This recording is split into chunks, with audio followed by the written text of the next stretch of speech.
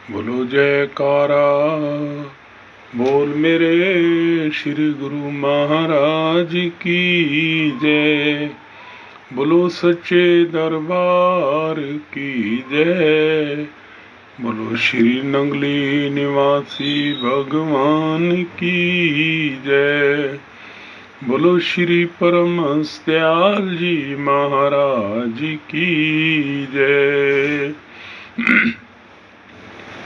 परम आदरणीय संत महापुरुष एवं श्री सतगुरुदेव भगवान जी की परम प्यारी संगत, हम परम आराध्य देव दादा गुरुदेव स्वामी अद्वैतानंद जी महाराज परमहंस जी दयालु जी भगवान जी के पावन जीवन चरित्र सच्चिदानंद प्रकाश से प्रसंग लेकर आपके सन्मुख उपस्थित हुआ हूँ।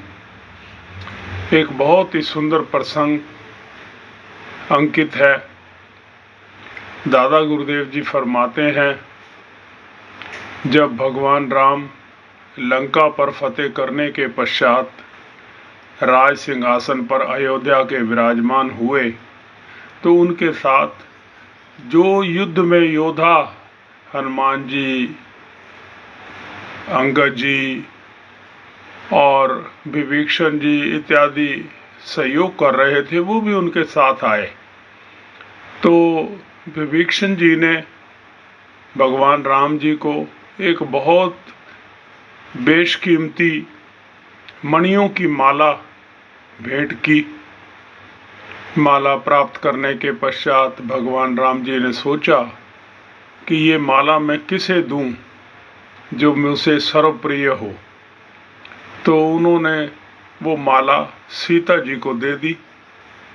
सीता जी ने देखा कि अब इस माला का हकदार वही है जो भगवान राम जी का सबसे प्यारा है। तो उन्होंने दृष्टि दौड़ाई और ये माला हनुमान जी को दे दी। हनुमान जी ने वो माला ली, पहले उस माला को सूंघा, कुछ खुशबू नहीं मिली। फिर आंखों को लगाया, शायद कुछ रोशनी इससे होती हो, नहीं हुआ।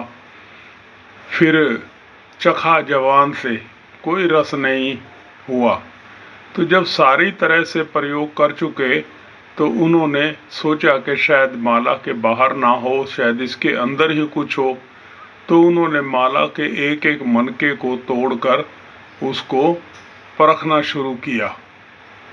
जब वो ऐसा कर रहे थे तो भगवान राम की सभा में कुछ बुद्धिजीवी लोग भी बैठे थे।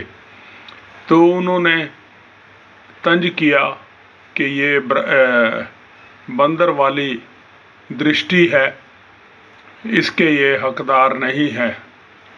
भगवान राम जी ने जब देखा तो हनुमान जी को बुलाया अपने पास। हनुमान जी, आप हमें किस प्रकार देखते हैं? आपका हमारा संबंध क्या है? हनुमान जी ने दोनों हाथ जोड़कर विनती की, भगवान, देह बुद्धि तो दासम, ये देह शरीर आपने दिया है, उस वजह से आपकी सेवा करना मेरा फर्ज है और मैं आपका दास हूँ। जीव बुद्धि तो अंशम, जीवात्मा के तौर से देखा जाए तो मैं आप ही का अंश हूँ, ईश्वर अंश, जीव अविनाशी और आत्म बुद्धि तम रूपम। अगर आत्मा के रूप से देखें तो आप में और मेरे में कोई भिन्न भेद नहीं है। भगवान राम जी इस उत्तर को सुनकर अति प्रसन्न हुए। और यहाँ प्रसंग आता है सच्चिदानंद प्रकाश में कि एक आदमी छलनी लेकर रोज बाहर जाता और सड़क पर बैठकर, गली में बैठकर वो खाक छानता था। नित्य का नियम था। जब वो खाक छानते छानते एक दिन उसे पारसमणि मिल गई।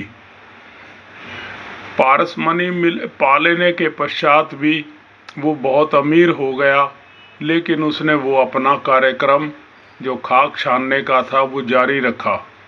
लोगों ने उससे पूछा कि अब तो आपको सब कुछ प्राप्त हो चुका है, अब आप खाक क्यों छानते हो।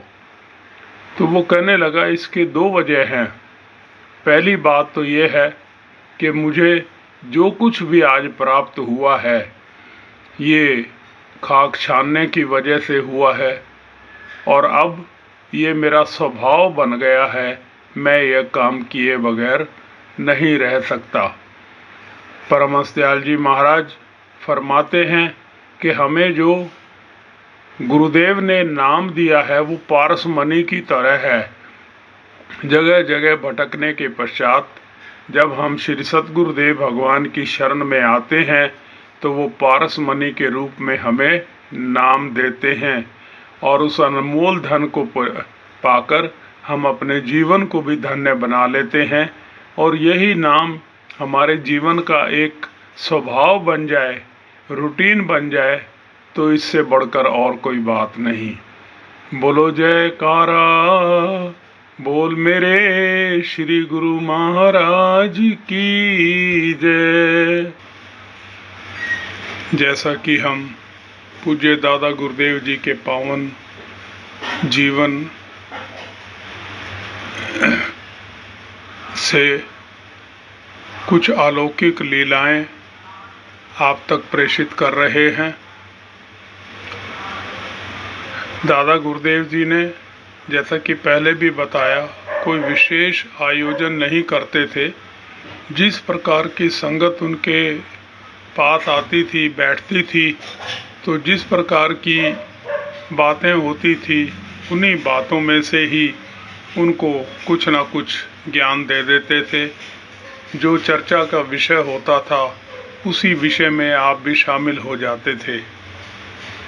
आप एक दफ़ा फरमाने लगे कि किसी गांव में एक व्यक्ति मानसिक तौर पर बीमार था, पागल था, लोगों को मारता था और नुकसान करता था। बहुत परेशान थे सब घर वाले, और उन्होंने उसे पागल खाने में इलाज के लिए दाखिल करा दिया।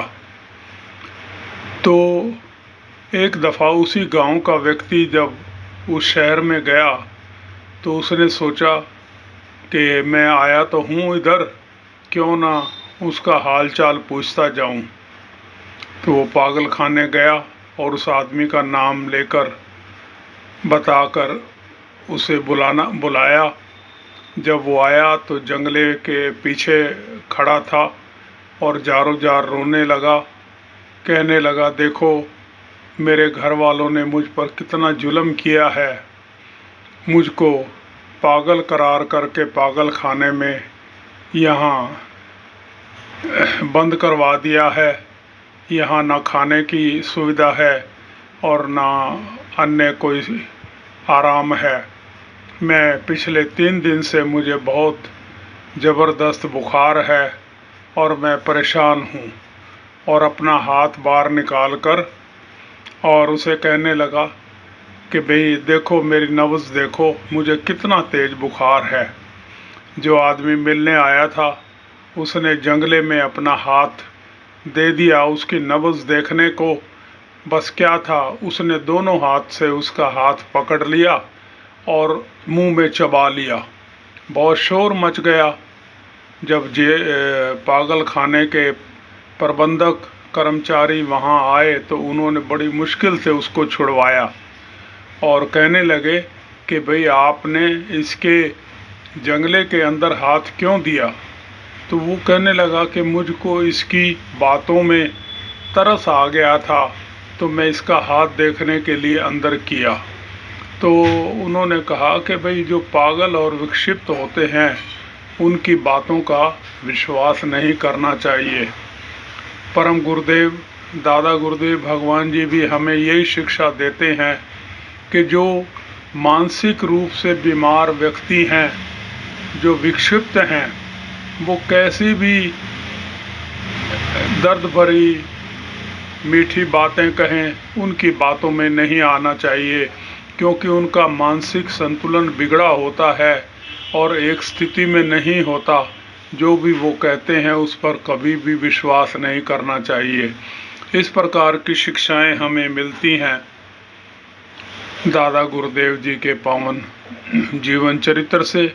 ऐसी अनेकों अनेकों और भी छोटी छोटी बातें हैं जो आपके जीवन में, आपके निकट जो भगत जन आए, जो उन्होंने आपसे चर्चाएं की, उन्हीं की चर्चा में से ही जो उनका सही निवारण होता था आप कर देते थे। बोलो जयकारा बोल मेरे श्री गुरु महाराज की जय।